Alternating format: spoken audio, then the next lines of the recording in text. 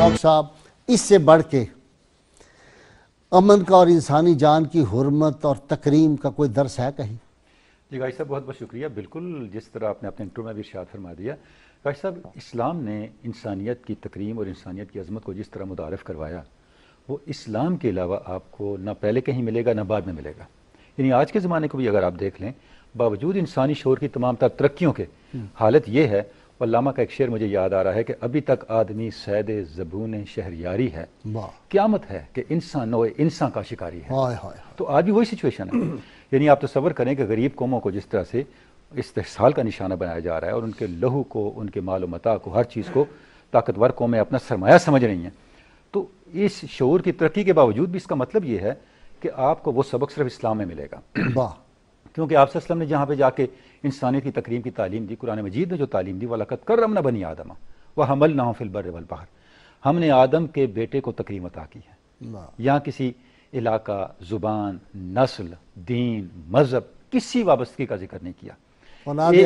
اولاد آدم اور خشکی ہو یا تری ہو, مطلب پوری کائنات اس کے اندر جو تکریم انسانیت ہے اس پہ کوئی کمپرومائز نہیں. الخلق عیال اللہ, مطلب یہ ہے کہ اس کو انسانیت کی تکریم کو اسٹیبلش کیا ہے. سب سے بنیادی بات یہ پہلا سبق تھا کتاب خدا کا کہ ہے ساری مخلوق کنبہ خدا کا. اب غائی صاحب جب یہ تصور آپ کے اندر جاگزیں ہو جائے اس کے بعد پھر انسان کو انسان سے خطرہ نہیں رہتا. آج انسان کو انسان سے خطرہ ہے. سبب کیا ہے کہ اس کے دل میں بنی آدم کی تکریم نہیں ہے. بنیادی ایشو یہ ہے. اور یہ کہاں سے شروع ہوگی, اس تکریم کا آغاز کہاں سے ہوگا؟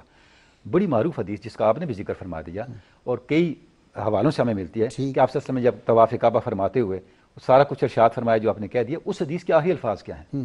آپ نے فرمایا مومن کا یہ حق ہے کہ اس کی تکریم کی جائے, اس کے لہو کی, اس کے مال کی, اس کی جان کی, اور آخر میں ارشاد فرمایا وَأَن نَظُنُّ بِهِ خَيْرًا, ہم اس کے بارے میں اپنا خیال اچھا رکھیں. اس پہ آ کے یہ حدیث ختم ہوتی ہے جس کو مقصد بیان نہیں کرتے. خیال میں بھی خرابی نہیں بلکہ خرابی شروعی خیال سے ہوتی ہے. آپ کی فکر اگر درست نہیں ہے, آپ کہتے ہیں جی ہم وائٹ ہیں, آپ کہتے ہیں ہم فلاں ہیں, ہم سپیریئر ریس ہیں, ہم اعلیٰ تر نسل ہیں, تو پھر آپ کو ایک انکانشیسلی ایک رائٹ مل جاتا ہے اپنے سے کم تر انسان کا استحصال کرنے کا. تو سب سے پہلے آپ نے سوچ اور فکر کو غائی صاحب درست کرنا. اسلام مساوات, کنگھی کے دانے بنا, اور یہ اندر سے شروع ہوتی ہے. آپ دیکھیں نا کیوں ارشاد فرمایا کہ خالی ہتھیار سے بھی اشارہ نہ کرو. اور غائی صاحب خالی ہتھیار سے اشارہ نہ کرو, اسی سے استنباط کرتے ہوئے آج کے جدید مسلم فقہاء نے یہ فتویٰ دیا ہے سرخ اشارہ توڑنا گناہ کبیرہ ہے. اچھا, کیونکہ یہ قتل عامد کی طرف جاتا ہے. ہاں ہوا نہیں, کتنے ہوئے ہیں, اشارہ توڑا ہے تو 4 بندے جو ہیں مر گئے. انہوں نے کہا یہ قتل عامد کے اندر شامل ہے سرخ اشارہ توڑنا. جو سرخ اشارہ توڑتا ہے وہ گناہ کبیرہ کا مرتکب ہوتا ہے, وہ ارادہ قتل کا مرتکب ہوتا ہے. یہ فقہاء کا فتویٰ ہے. بالکل. تو غائی صاحب مسئلہ یہ ہے کہ ہمارا جو بنیادی طور پہ فکر کے اندر مسائل ہیں, سوچ کے اندر مسائل ہیں. تو ہمیں جیسے آج ہم پروگرام کر رہے ہیں, ہمیں تکریم انسانیت کی جو تعلیمات ہیں قرآن مجید کی ان کو انسانی سطح پہ اجاگر کرنے کی ضرورت ہے. بار بار یہ بات کہہ رہے ہیں کہ تکریم انسانیت کی تعلیم جب آپ بارگاہ نبوت سے لیں گے اس کے اندر نافذ ہو جانے کی اور اس کے مؤثر ہونے کی ضمانت ہے. انسانی سطح پہ یہ پاسبل نہیں ہے. ویسے اب کوئی بھی تعلیم ہو جب تک اس کے پیچھے عمل نہ ہو وہ تعلیم آپ کو انسپائر نہیں کرتی. آپ اس پہ کبھی عمل درآمد کے لیے تیار نہیں ہوتے. آپ اس کو خیال سمجھتے ہیں, شاعری سمجھتے ہیں, اس سے ایک حظ لیتے ہیں اور چھوڑ دیتے ہیں. ٹھیک.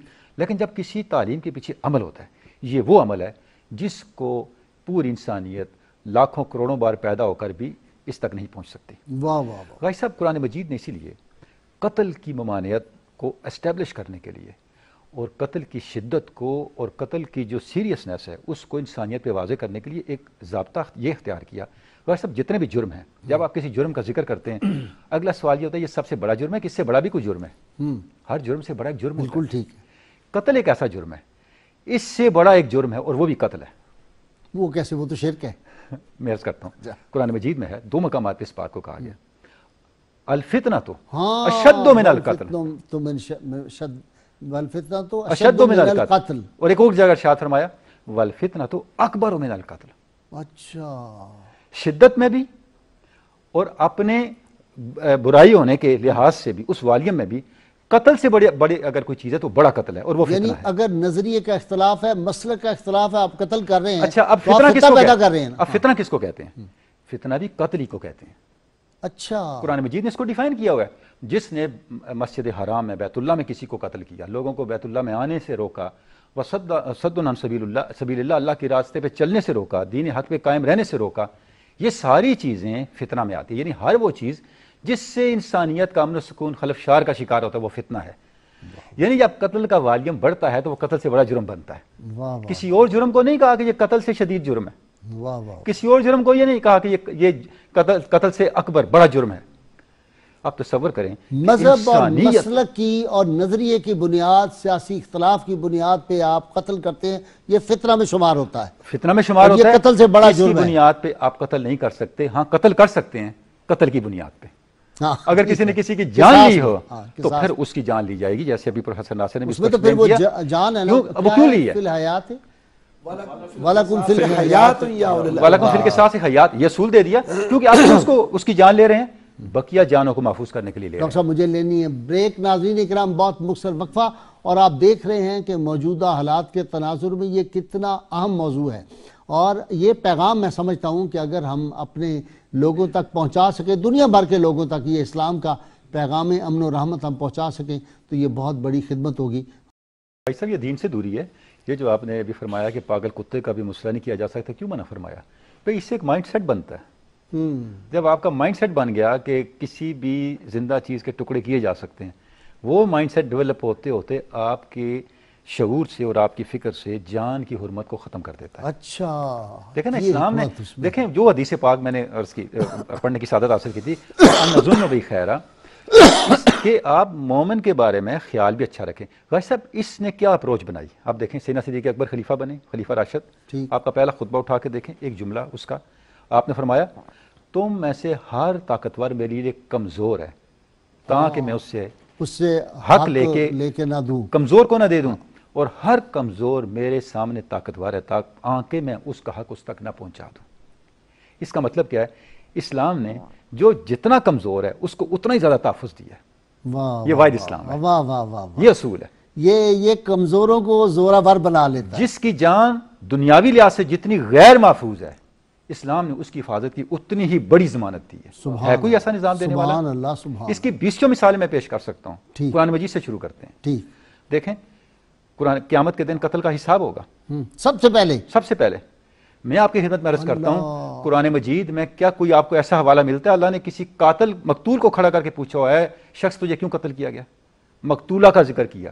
وَإِذَا الْمَوْءُودَةُ سُئِلَتْ, جب دفن کی گئی بچی کو کھڑا کیا جائے گا اور اس سے پوچھا جائے گا یہ ذنب قتلت ہے بچی, تجھے کس وجہ سے قتل کیا گیا تھا؟ اب اس پہ جو اہل علم نے کلام کیا ہے, کیا پہلی بات یہ ہے کہ عرب میں جو عورت کی تکریم نہیں تھی اس کو زندہ کیا گیا, اس کو بحال کیا گیا. دوسری بات بتایا گیا کہ عورت کی عظمت کیا ہے, اس کو غیر محفوظ نہ سمجھو, اس کو اپنے ہاتھوں کا شکار نہ سمجھو, مت سمجھو کہ اس پہ ہم جو کرتے چلے جا رہے ہیں ہم سے پوچھا نہیں جائے گا, پوچھا جائے گا. بِأَيِّ ذَنبٍ قُتِلَتْ.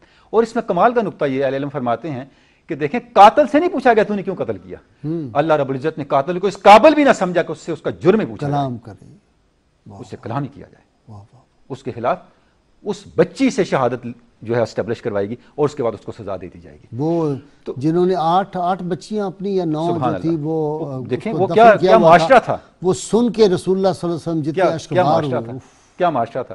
تو غازی صاحب یہ جو چیز ہے, اچھا اس کے اندر بھی آپ دیکھیں انسانی حرمت کیا ہے. جب انہوں نے ایک صحابیہ انہوں نے اپنا پورا واقعہ سنایا تو آپ صلی اللہ علیہ وسلم کی ریش مبارک آنسوں سے تار ہوگی.